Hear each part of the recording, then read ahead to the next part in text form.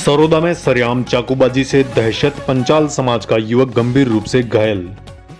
डूंगरपुर जिले के सरोदा थाना क्षेत्र में रविवार शाम करीब 6 से 7 बजे के बीच सरेआम चाकूबाजी की सनसनीखेज वारदात से क्षेत्र में भय का माहौल फैल गया। नीलकंठ मोड़ के पास हुई इस वारदात में पंचाल समाज का एक युवक गंभीर रूप से घायल हो गया। सरोदा निवासी रोहित पंचाल ने जिला अस्पताल के बाहर बताया कि उसका भाई चिरायु पुत्र प्रकाश पंचाल उम्र 22 वर्ष अपने दोस्त नकुल सेवक के साथ खेतों में घर लौट रहा था, जहां मकान निर्माण का कार्य चल रहा है। इसी दौरान सामने से 2 बाइक सवार युवकों ने उन्हें रोक लिया और अचानक चाकू से ताबड़तोड़ हमला कर दिया। हमले में चिरायु के सीने में गंभीर चोट आई, जबकि नकुल सेवक को मामूली चोटें आई। घटना के बाद आसपास से गुजर रहे लोगों ने बीच बचाव का प्रयास किया, जिससे घबराकर हमलावर बाइक मौके पर छोड़कर अंधेरे का फायदा उठाते हुए खेतों की ओर फरार हो गए। घायल चिरायु को तुरंत सागवाड़ा के एक निजी अस्पताल में भर्ती करवाया गया, जहां हालत गंभीर होने पर उसे उच्च चिकित्सा संस्थान के लिए रेफर कर दिया गया। इस घटना को लेकर भगवती पंचाल ने तीखी प्रतिक्रिया व्यक्त करते हुए कहा कि वागड़ क्षेत्र शांति प्रिय रहा है, लेकिन हाल के दिनों में बढ़ती आपराधिक घटनाओं से अशांति का माहौल बन रहा है। उन्होंने पुलिस से सख्त कार्रवाई की मांग की। सूचना मिलने पर सरोदा थाना अधिकारी भुवनेश चौहान मय जाप्ता जिल अस्पताल पहुंचे। वहीं पुलिस उपाधीक्षक रूप सिंह राठौड़ ने अस्पताल पहुंचकर घायल का हाल जाना। पुलिस अधीक्षक ने भरोसा दिलाया कि मामले की गंभीरता से जांच की जा रही है और जल्द ही आरोपियों का खुलासा किया जाएगा। सर, ये मेरे रिश्तेदार में है ये लड़का, और ये सरोदा नीलकंठ मोड़ के आसपास की घटना हुई है। ये चिरायु प्रकाश पंचाल सरोदा का है, और बाइक वाले कोई 2 थे। अब कौन थे ये तो हमको भी जानकारी नहीं है। अब इनका आपसी विवाद कुछ हुआ या किस उद्देश्य से इस बच्चे को चाकू मारी, वो भी हम अभी तो कोई हमारे पास पुख्ता जानकारी नहीं है।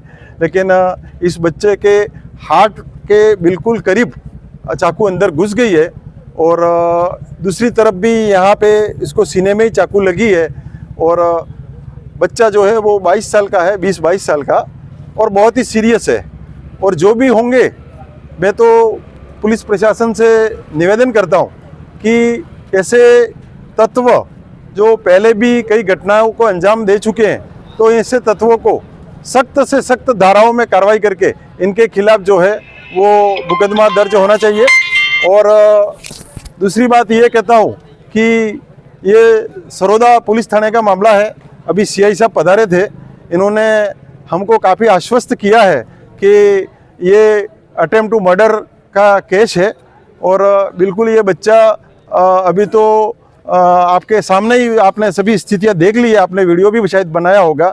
सीरियस कंडीशन में है, इसको अहमदाबाद रेफर कर दिया है तुरंत ही यहाँ से, जेल से। और हम तो ईश्वर से यही प्रार्थना करते हैं कि बच्चा जो है वो सकुशल वापस लौटे। और पुलिस प्रशासन से पुनः एक बार मैं हाथ जोड़ करके निवेदन करता हूँ कि ये जो तत्व है, शरारती तत्व, रास्ते चलते किसी को भी चाकू मार देते हैं, गुंडागर्दी करते हैं, लूटपाट करते हैं, ऐसे तत्वों के खिलाफ सख्त से सख्त कार्रवाई होनी चाहिए। थैंक यू, धन्यवाद। वागड़ में इस तरह की घटनाएं बढ़ रही है, इसको किस रूप में देखते हैं आप? सर, ये तो आपको पता है, पहले एक लीलवासा की बच्ची को भी वहाँ दोवड़ा पुलिस थाने के आसपास ही कहीं पथराव करके उस बच्ची का जबड़ा तोड़ दिया था, और हमने यहाँ पे ज्ञापन भी दिए थे। और वो बच्ची को जो है वो काफ़ी अहमदाबाद रेफर किया था, और काफ़ी उसको एक 16 साल की 17 साल की बच्ची का जो है वो कंडीशन आप सबको पता है। और भी उधर सिमलवाड़ा साइड भी आपने देखा कई घटनाएं आए दिन हो रही है। उधर दोवड़ा साइड भी पथराव वगैरह, बस के ऊपर भी पथराव की कुछ दिनों पहले घटना हुई। तो ये इस वागड़ को अशांत बनाने का एक पिछले 2 साल से जो कुकृत्य किया जा रहा है, और जो भी ऐसे शरारती तत्व हैं उनके खिलाफ सभी पुलिस थानों को, पुलिस प्रशासन को, एसपी साहब को, डिप्टी साहब को मेरा एक ही निवेदन है कि पुलिस गश्त के बढ़ाई जाए और ऐसे तत्वों को सख्ती से निपटा जाए। यही मेरा निवेदन है। वागड़ में कानून व्यवस्था को लेकर क्या सोचते हैं आप? वागड़ में कानून व्यवस्था वैसे तो नए एसपी साहब आए हैं, उसके बाद से थोड़ी सुधार जरूर हुआ है, लेकिन अभी भी बहुत कुछ करने की आवश्यकता है।